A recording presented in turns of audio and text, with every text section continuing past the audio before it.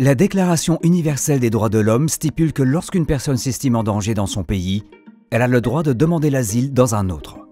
Pour demander l'asile en Belgique, il faut se rendre à l'Office des étrangers, répondre à un questionnaire et faire relever ses empreintes digitales qui seront enregistrées dans une base de données européenne, Eurodac.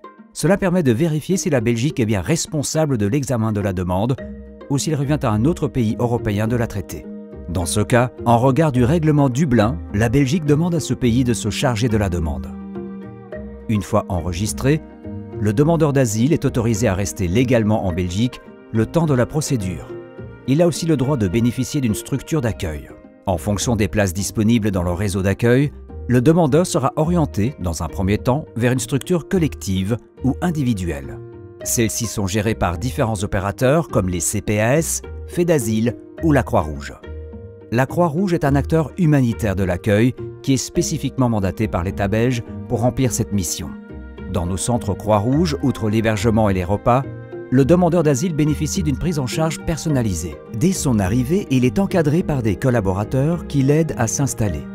Il se voit ensuite désigner un accompagnateur individuel qui veille à ce qu'il se sente en sécurité, propose des temps d'écoute et l'aide à mieux comprendre son nouvel environnement. Au bureau médical, on s'assure qu'ils reçoivent des soins adaptés à ses besoins. Au bureau social, on propose un suivi personnalisé en regard des étapes administratives et juridiques de la procédure de demande d'asile, sans toutefois avoir aucun rôle ou pouvoir d'action sur la procédure d'asile elle-même. Durant son séjour dans le centre, il lui est également possible de suivre des cours de langue, des formations sur les institutions belges, les us et coutumes de nos régions et une attention particulière est portée à la scolarisation des mineurs. Des activités de loisirs, des visites culturelles et des événements conviviaux permettant de faire des rencontres avec la population locale sont régulièrement organisés. Tous ces éléments permettent de se stabiliser et d'envisager l'avenir le plus sereinement possible. Afin de préparer au mieux la suite de ces démarches, le demandeur est mis en relation avec un avocat qui peut l'aider à alimenter son dossier en mettant par écrit son récit de vie et en rassemblant un maximum d'éléments prouvant qu'il a des raisons de fuir son pays. Quelque temps plus tard, le demandeur d'asile est convoqué pour une audition au Commissariat général aux réfugiés et aux apatrides. Il devra expliquer les raisons pour lesquelles il a fui son pays et souhaite demander l'asile. Son récit est analysé en regard de la Convention de Genève de 1951 qui définit le statut de réfugié ou, dans certains cas, selon les critères permettant d'obtenir une protection subsidiaire. À tout moment, le demandeur d'asile peut choisir d'interrompre sa procédure et de bénéficier d'une aide au retour vers son pays. Après avoir analysé le dossier, le CGRA rend sa décision.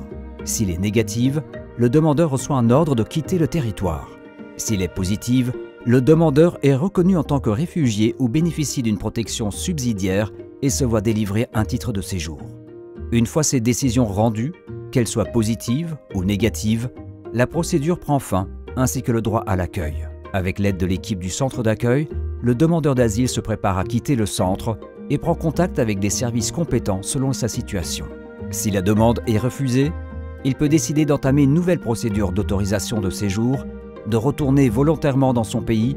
Parfois, il n'entrevoit pas d'autre possibilité que celle de rester sur le territoire irrégulièrement. Il a également le droit d'introduire un recours qui sera analysé par le Conseil du contentieux des étrangers. Si la demande est acceptée, il peut enfin s'installer et s'intégrer en bénéficiant des mêmes droits que les citoyens belges dans le respect de sa dignité humaine.